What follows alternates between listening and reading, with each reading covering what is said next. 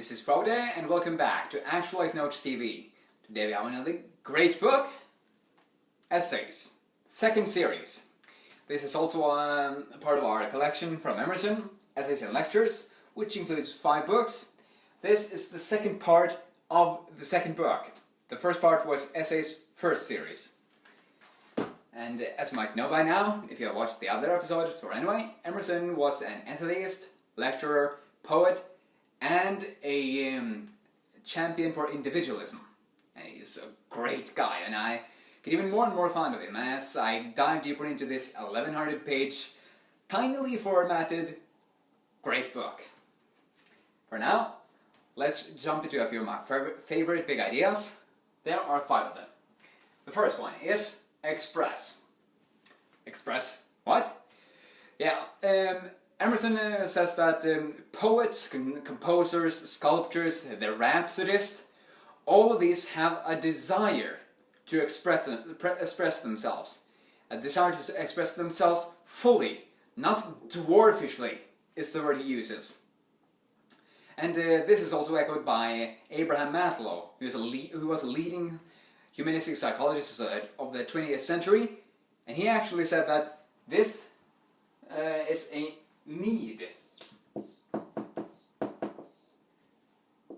this desire to express ourselves. And he has a really beautiful way of saying it. It says, musicians must make music, artists must paint, poets must write if they are ultimately to be at peace with themselves, or something in that way. And they do this by working at their crafts, by expressing themselves most fully. And also, I am listening to James Allen's As a Man Thinketh every single morning as I go for my runs to prepare for Spartan races, which is in July. Excited about that.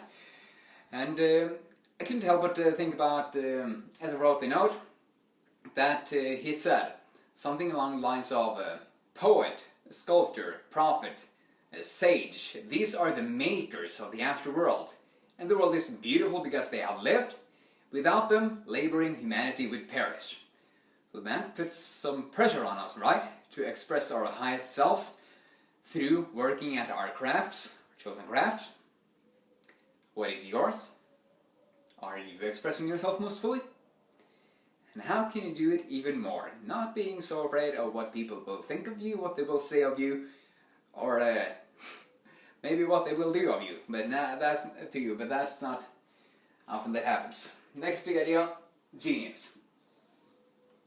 Or genius. Emerson says that many geniuses are, the problems of many geniuses are neutralized by their excess and imbecility. In other words, addictions.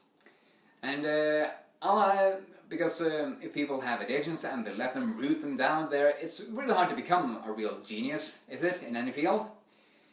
And I like to look at the optimistic side of addictions, which I've gotten from Stephen Pressfield and Grant Cardone. First, Pressfield. He says in his book, Turning Pro, that your addictions are kind of like shadow calling of a code, or a coding of your higher aspirations. It shows that you have the juice to do something great. As Grant Cardone says it's be obsessed to be average.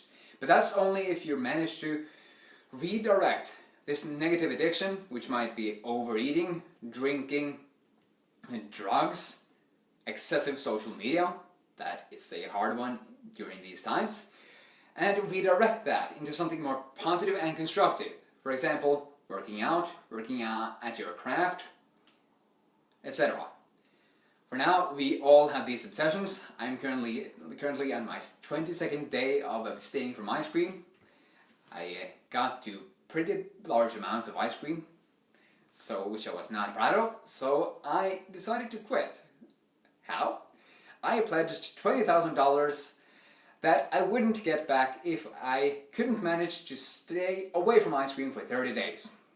I'm on my 22nd day now and I'm on a roll. My energy, confidence, well-being, and my dreams for the future are higher than ever because I have redirected my obsession into this work. Now, what is your addiction? And how can you redirect it into something positive? And what's the first step you can take? Next big idea, greatness. This is an idea that I really love. Emerson tells us that great people are not symmetrically great, meaning that they are great in every area of their life. You might find sages, saints, leaders of every kind, and but none of them are perfect in every way. And he has this he says that he often meets new people who he's really impressed by, and he thinks they're perfect, but then he's always so let down by seeing that they also have more unhealthy sides of themselves, of their characters. And in his book Motivation and Personality, Abraham Maslow echoes this, and he is, by the way, one of the Grand Master student of self-actualizing people, and he says that there are no perfect human beings. You might find saints, prophets, sages, and all like that again, but all of them will have lesser well sides of themselves. For example, temper outbursts and all these addictions, like we talked about. And the point I want to make here is that when we are on this journey of self-actualization, it's easy to think that we have to be perfect and do everything perfectly, and, for example, embody all of these ideas that I present right here now. But the fact is that no human beings are perfect. And when we start beating ourselves up for not doing things perfectly, for example, not being so inspired in our project, being a bit lazy in our workouts, skipping our habits for a few days, then it's better to be a bit compassionate and kind to ourselves, so we can stick with it for the long run. Which is related to our next big idea, results. He has this really beautiful quote, Emerson does, in the book. He says, "Life is uncalculated and uncalculable.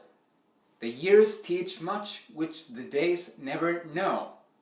And this translates into, yes, we might have a lot of days where it feels like it's not going very well, but over the span of years, we have insanely huge progress, especially if you are on this journey of self-actualization. So, when you think about your progress, don't measure it in days. Measure it in months and years. Think about one year back from now. Where were you? Have you gotten progress now? Are you better at something? More healthier? Doing something in a better way? Are you more proud of yourself? Well, then it's no need to beat ourselves up if we aren't the heroes at the end of our first days, right? And the bad days. Again, this is about perfectionism. We don't want to be perfectionists. What matters is staying on the course. Showing up day in and day out and doing what we know is right. Fifth big idea is habit. Emerson looks at acts versus habits. He doesn't think a man is great if he sees one heroic act. He looks more at their habits. He can judge a man truly, or a woman, and their character by looking at their habits, what they do daily to make them great. So that begs the question.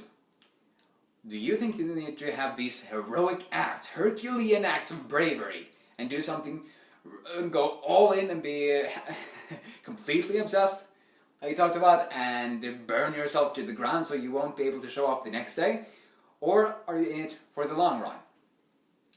Again, for the long-term results. What are your good habits? What are your bad ones, addictions?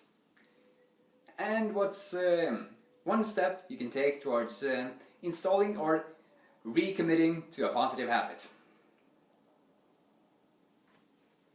Alright, get on that. As you measure your results in years and months, not in the days. Greatness. No people are great in every area of their life. As Emerson says, great people are not symmetrically great. there are no perfect human beings according to Maslow. Genius?